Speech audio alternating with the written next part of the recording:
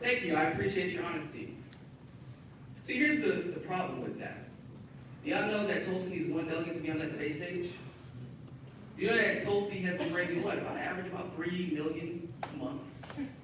In other words, her party just getting started. They spend 14, 15, 16 million dollars a month only to get 4th place in Iowa. Ooh, Biden there. Oh, but Tulsi's party just getting started. Woo! Now, the reality of the situation is, ladies and gentlemen, that you have a race in front of you. Think about like a job interview. Imagine you're going to apply to be a nuclear engineer. And they said, we got 2 job requirements. Now, one of these job requirements, about 70% of the jobs can be really good at this. We need you to literally, understand nuclear engineering, but be proficient in Microsoft Word also. We got to do some stuff with Microsoft Word. And you walk into that job interview like, hey, here for the interview, I'm really good at Microsoft Word. Well, how are you in your, how proficient are you in nuclear engineering? Well, I took, freshman physics once. Would you get that job? So why is it that right now in this 2020 race that we are legitimately considering a plethora of candidates who have this much foreign policy experience for a commander-in-chief that has this much influence over foreign policy? There is no one, and I mean nobody, that has as much foreign policy experience than Tulsi Gabbard. And that is a fact. Tulsi. These are facts. I'm not gonna lie to you. Mainstream media gonna lie to you? I'm not gonna lie to you yet. See, the thing that scares the hell out of them is that they can't control Tulsi. The thing that scares the hell out of them is that the people they have the same amount of disdain for as you and I. Those people, I'm going to say their names. If her name was Hillary Clinton, I wouldn't even say it. That's inappropriate. She don't say what we all feel. She don't say what we all feel. But we don't have the platform. And I don't have I got a lot of cats, but I ain't got their lives. You feel me? They don't say what we all feel, and that terrifies them. It does. But you know what? They manufacture these narratives about her. They slander her. They smear her. A veteran like you or I. An aspiring politician like you or I.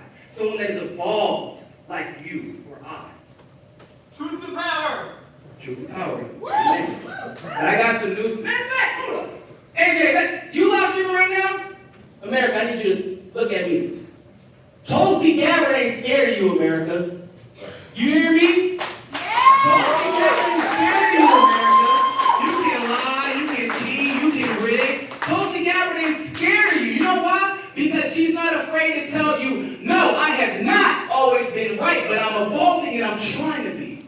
Because she understands all experiences, being wrong, learning, growing, that adversity has made her the well-rounded person she is today. They don't tell you, I've been perfect my whole life.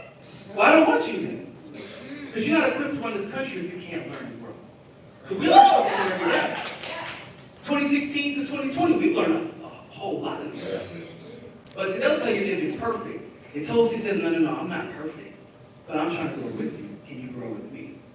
So I got some news for you, America. Tulsi Gabbard is not scared of you. Because when it's time to meet with world leaders, we want to call them all kinds of names because it's cool, right? It sounds really good on TV to demonize the people. Then when you get in office, hey, I know I said all those things. I was playing.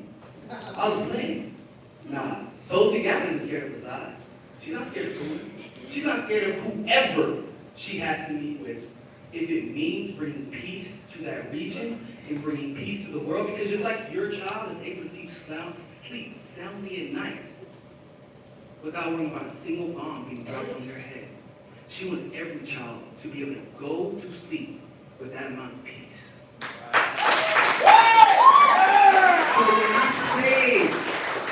So when I say Tulsi Gabbard ain't scared of you, I mean that, America. See, Tulsi Gabbard ain't scared of you. On Tuesday night, New Hampshire gonna show you they ain't scared of you either. Now, I would like to introduce our future President of the United States of America, Tulsi Gabbard. Is it recording? Yeah. It is? Thank you so much.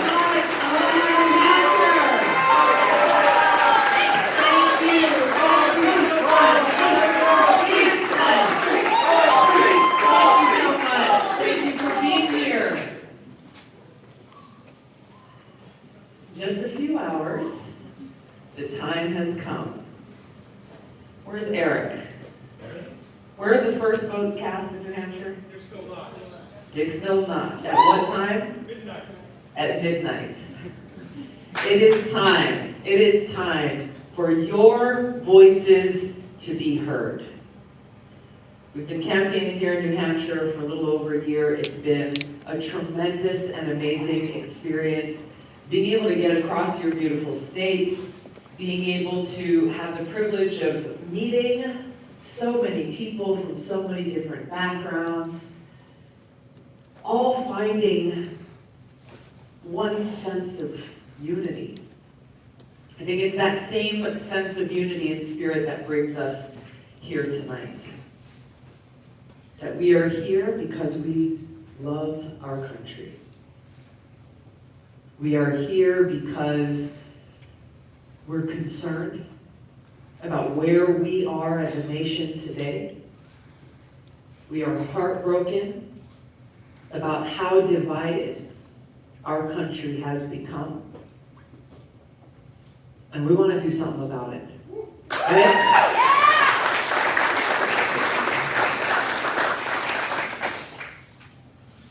We want to do something about it. And this is the beautiful thing about the opportunity that we have before us all, about the choice that every one of you as voters has before you, is that for all of the things that you are frustrated about, all of the things that you are sad about, all of the things that make you angry, that make you feel like there is no hope, you can change that. You can change that. And it starts tonight at midnight. Enough of pointing fingers to the left or to the right, or sitting at home on the couch being like, man, this sucks. I wish somebody would do something about this, right? No more. No more. Now is the time for the voices of the American people to be heard. That our government in Washington, it belongs to us. It belongs to us. That the words that our founders chose to begin our Constitution with, we the people, that means something. It is a call to action to every single one of us as Americans to remember that the power in this country lies within our hands. That it is we the people who choose to ensure our government is not of, by, and for the powerful elite, those in Washington who believe they have the power, who make money, who gain influence, who further their own selfish interests at the expense of the American people, and stand here on television trying to tell you who's going to win this election, who you all are going to vote for, as though they have any insight into your heart, into the challenges and the struggles that your families are going through, into the pain that we feel in this country as we are being torn apart, treating our lives as though it's a big game.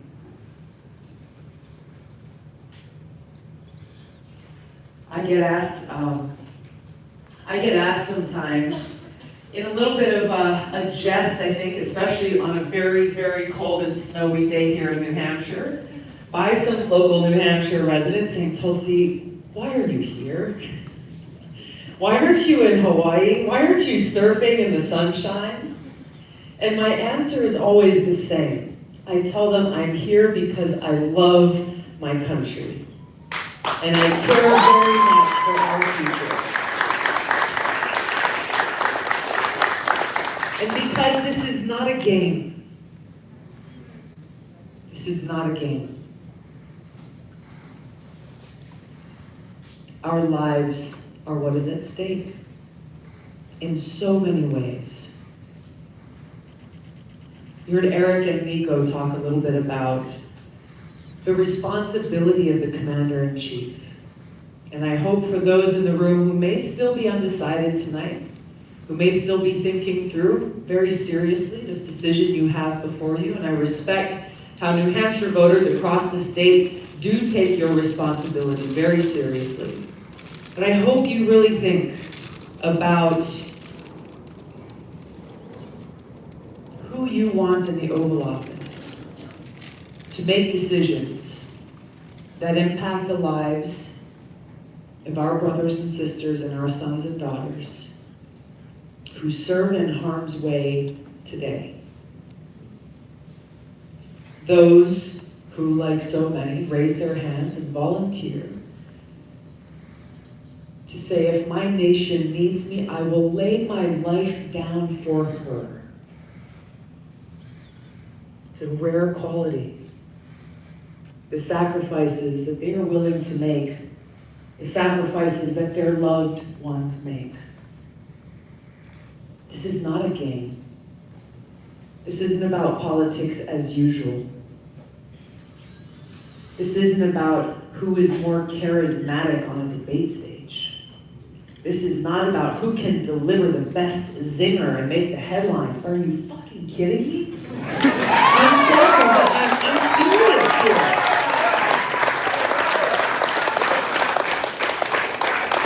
I'm sorry, but this is real. This is real, and I ain't messing around.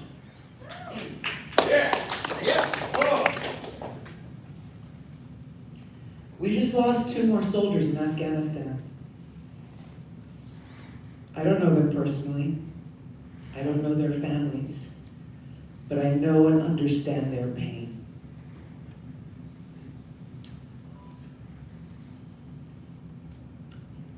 They deserve a commander-in-chief who honors their sacrifice.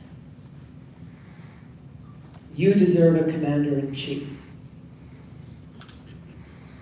that gives you the peace of mind in knowing that they understand the cost of war and who pays the price, and has the strength and courage to make the best decisions that ensure our country's national security, that preserve the safety, security, and freedom of the American people. Decisions to know when and where we do need to send our troops into harm's way to be able to preserve that security, and to be able to make those decisions to know when that is not the right answer. To be able to lead and exercise the kind of diplomacy necessary to ensure that war is a last resort. To have the courage to meet with world leaders, even if they may be adversaries or controversial or dictators, in the pursuit of peace and national security, and to ensure that we are not needlessly dishonoring, we are not needlessly putting our troops into harm's way to fight in wars that do not make us any safer. This is about honoring our nation and our Constitution. This is about providing the leadership that every one of you deserves. Leadership that represents these soldiers' values. Leadership that represents the principles of respect and honor and integrity and service. Service to every one of you. Service to our country. Ensuring that our White House can be the beacon of light. The beacon of light for every single American. Shining, representing that that dignity, that equality for all Americans. There's a lot at stake. A big question on a lot of people's minds is, all right, so who can actually stand up to Trump? Right? Tulsi. Who can stand up to Trump? I've proven that I can. During my deployment, I've served in the Army National Guard for almost 17 years. Deployed twice in the Middle East, and in that first deployment, I served in a medical unit where both I and all of us there knew that every day there was a possibility that death could come at any moment. There was a big sign at one of the gates to our camp that read in big block letters, "Is today the day?" Just in case anyone got complacent about where we were and what was going on. It was an ever-present reminder that death could come at any moment. I don't fear anything about Donald Trump.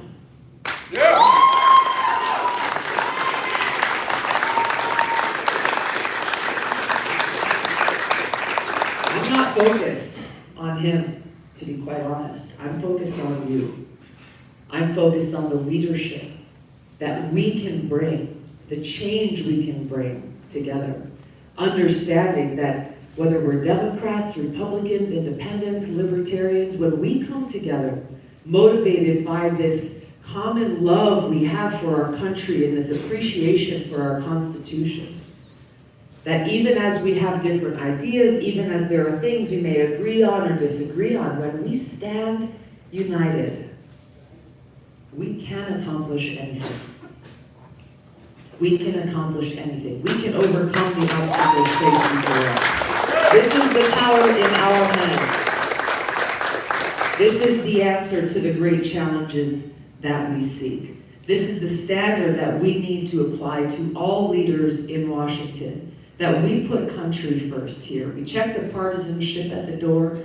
This does not mean you give up your principles or your ideas. This means we come together and share those ideas. We bring maybe a different perspective that others hadn't considered before. And we make those decisions about how we put one foot in front of the other and make progress towards that bright future for all Americans together. And I want to illustrate how this is possible, that these are not just empty words, and that this change is something that we're already bringing about in our campaign. And I want you to help me out by doing this here. Raise your hand if you are a Democrat. All right, thank you. Raise your hand if you're Republican. All right, thank you. Raise your hand if you are independent or libertarian. Thank you. This right here, and I hope you had a chance to look around the room a little bit, but this right here is the representation of the kind of coalition necessary to both win in November, to beat Trump in November, and most importantly, to be able to begin to heal the divides in this country and let us all get to work together.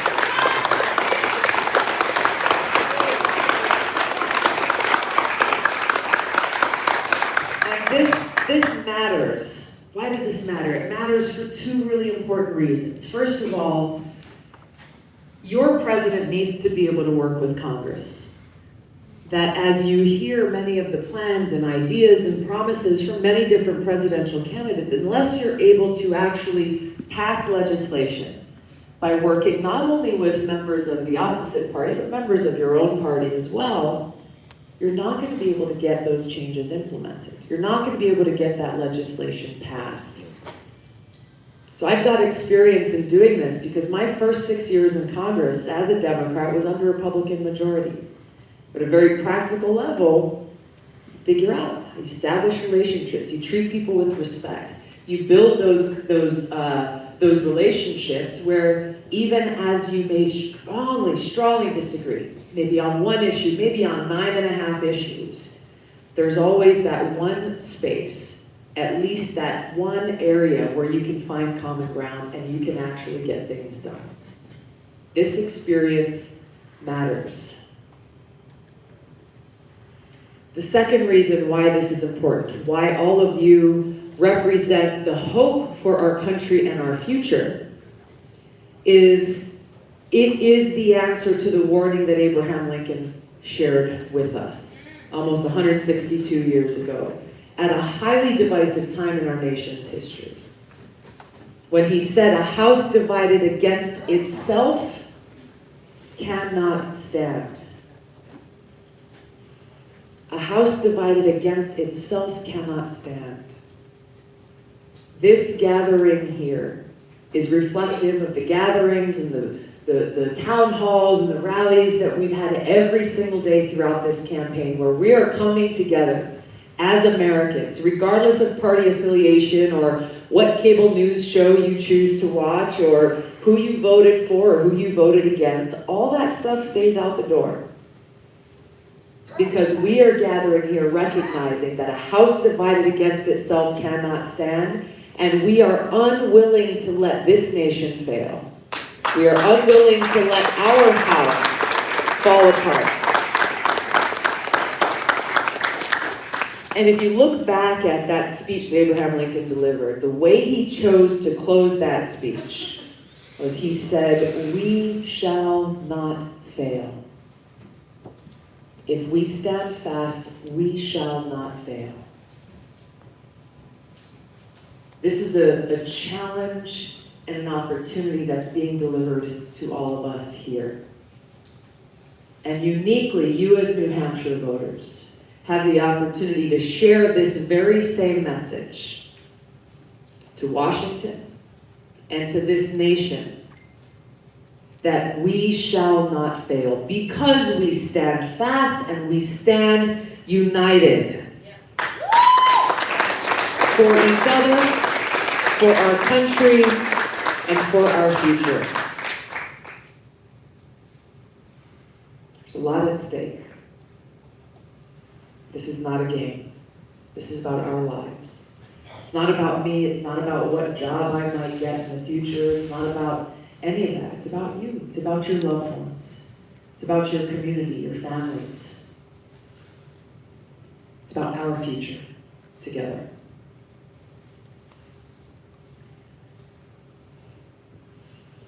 I invite you to stand with me, and I invite you to join me in this election.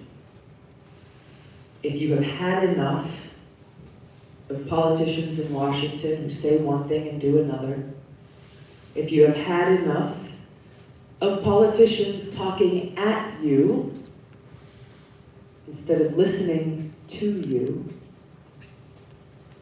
if you have had enough of leaders in Washington who play games with our lives to serve their own greed or selfish interest, if you have had enough of leaders who take lightly the sacrifices our men and women in uniform make for this country, then I invite you to stand with me. Vote for me tomorrow, and let us begin to do the work necessary for our country.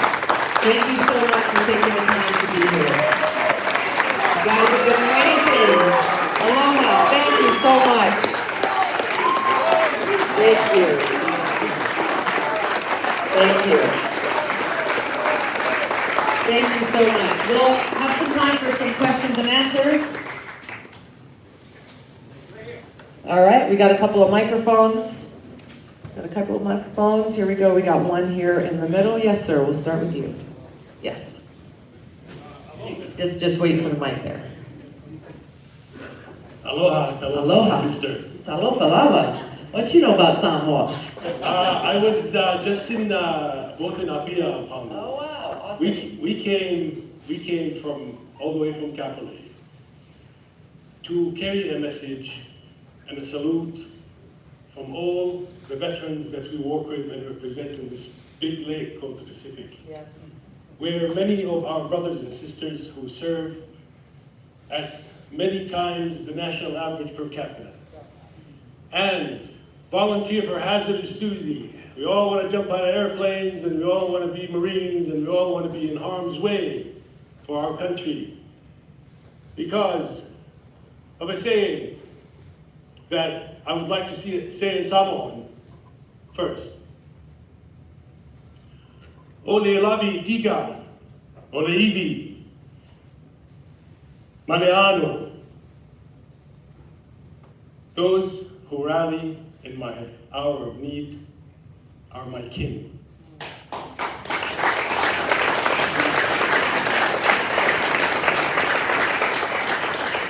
We traveled all the way to the Granite State, a small state like many of the islands in the Pacific, but one that roars independently like a lion. In every election in the history of this country, from the days this state recruited President Eisenhower while he was on the front, when he was going against the behemoth of President Taft, and he won. And he became our president because New Hampshire told the nation that we stand proud, independent, and strong. And this has happened, as all of you know, about this state many times. This is a state that does not put party before country.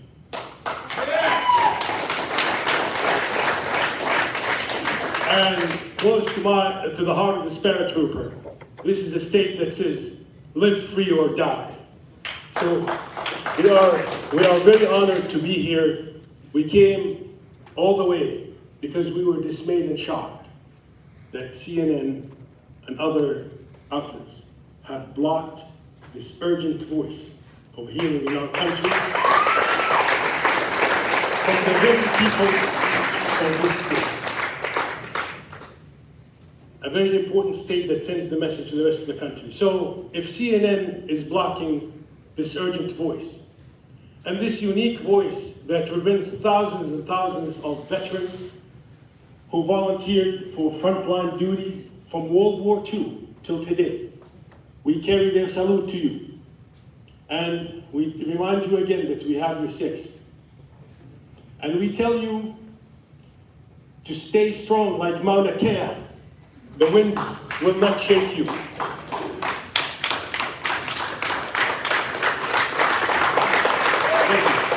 We came to ask our brothers and sisters that bled with us in the alleyways of Fallujah and Ramadi, in Gardez and Kandahar, to join with us to call an end of this blackout and this urgent voice for our country. Pali Tulsi sends you his greetings and reminds you, good leaders lead, but great leaders heal, sister. Thank you.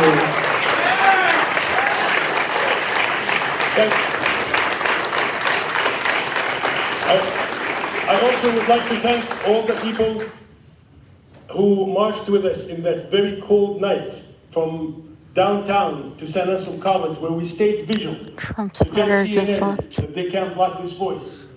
They marched behind the columns and sang warm carols of reform, asking for money and corruption to get out of politics.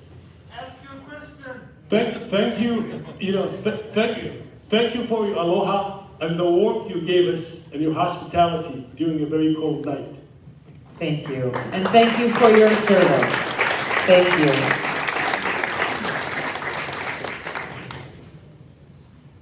Yes, just behind you.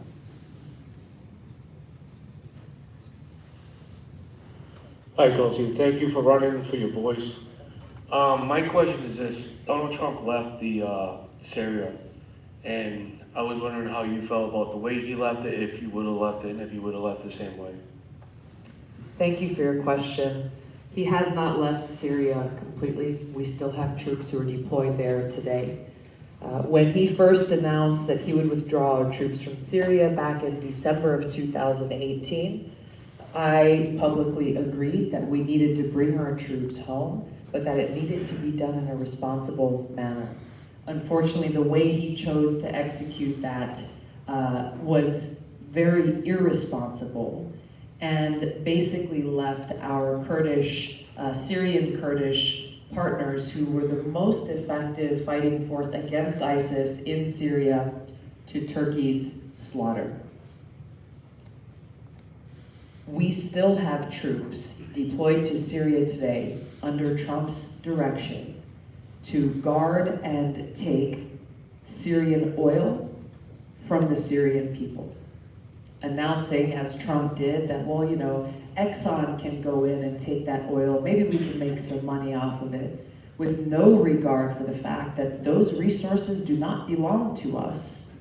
They belong to the people of that country, people who are struggling and suffering and dying because they can't get access to the energy they need to stay warm during the winter, among many other things. So here's what I would have done differently. The Syrian Kurds for a long time had been trying to conduct negotiations to get security guarantees that would have formed a common front against the Turkish incursion and slaughter that they knew was coming at some point. They knew it was going to happen.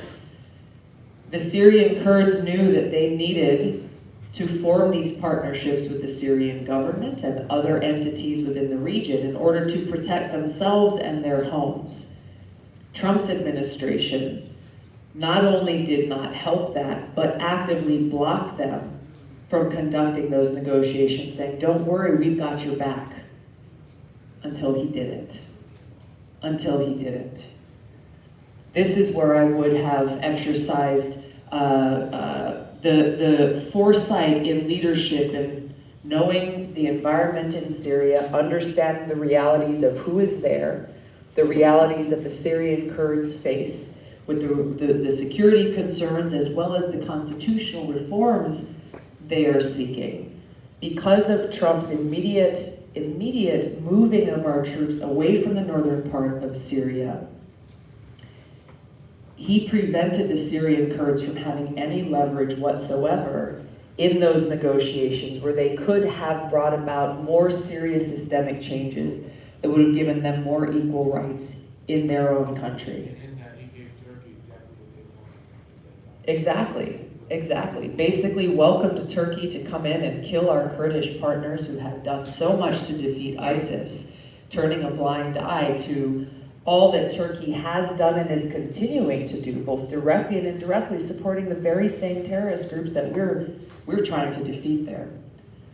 This issue, like many others, once again points to why it's so necessary to have a commander-in-chief who actually understands these issues, who knows what the right decision to make is for our country, our national security interests, and those who we work with to ensure our national security. And why we cannot afford to have someone elected going into the Oval Office not knowing what they're doing and instead looking at the foreign policy establishment in Washington saying, okay, tell me what I should do. Tell me what I should do. There was a candidate the other day at the debate who was asked something about whether or not special forces should be left in Afghanistan. And the answer that was given was a little ambiguous. We've been there too long, which I agree. Our troops should not be in Afghanistan. We need to bring them home. So the moderator asked the follow-up, but should special forces remain there? And the response was, well, we need to talk to our allies. What? Special forces are our military. If you don't have the basic understanding most effectively take out those threats to our national security without needlessly wasting more American lives, then you shouldn't be commander-in-chief.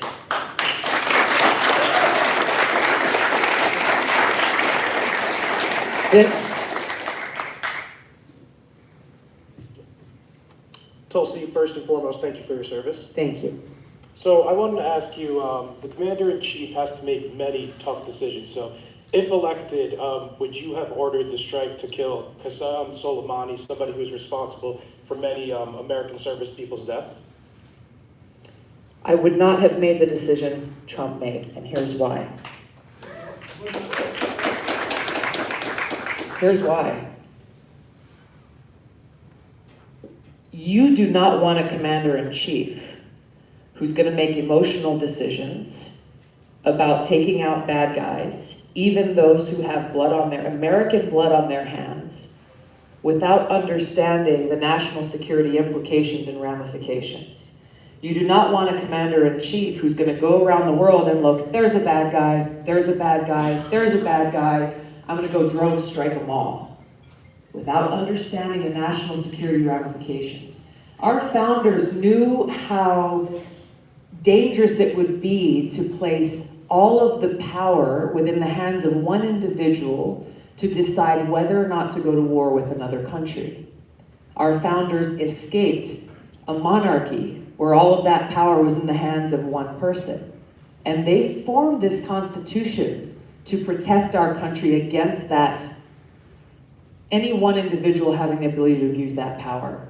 So they gave it to Congress, to the representatives of the people, who would have that responsibility to decide, do we declare war or not? So, if Trump wants to go to war with Iran, he took out Iran's top military general, an act of war, unconstitutional because Congress had not declared war. The administration never came to Congress. There was no proof of an imminent threat that would have required that immediate action that he took. If you want to make the case to go to war, go to Congress. There are two serious ways that Trump's decision, not only to take out Soleimani, but the incremental step-by-step march towards war with Iran that began with his removal from the Iran nuclear agreement, has put us in a worse place. Number one, because Iran is now enriching uranium. They're not complying with this nuclear agreement that was put in place, even with its flaws, to prevent Iran from being able to develop their nuclear weapons capability. That's not in place anymore, and every day that it's not, they are moving closer to being able to develop that capability and increase that threat.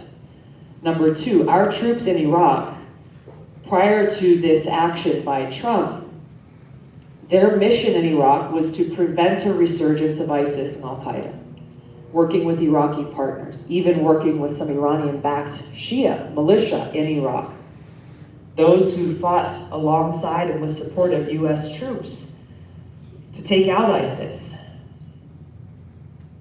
Our commander there, after they took out Soleimani, said all of our troops in Iraq can no longer focus on preventing a resurgence from ISIS. Their attention, efforts, and resources have to be shifted completely to defending against an Iranian threat, or a threat coming from Iranian-backed militia. Where does that leave ISIS and Al-Qaeda in Iraq? Leaves the door wide open for them to start to reconstitute themselves, get their strength, get their capabilities back to the point where they do pose a greater threat to our troops, to our national security. Having foresight as commander-in-chief is essential. You do not someone who's just saying, I'm going to take a shoot from the hip approach, we'll go and do this, we'll go and do that, and not understand what the serious ramifications of that will be. That's the difference between Trump and me. That's the difference between a lot of the other candidates and what I bring.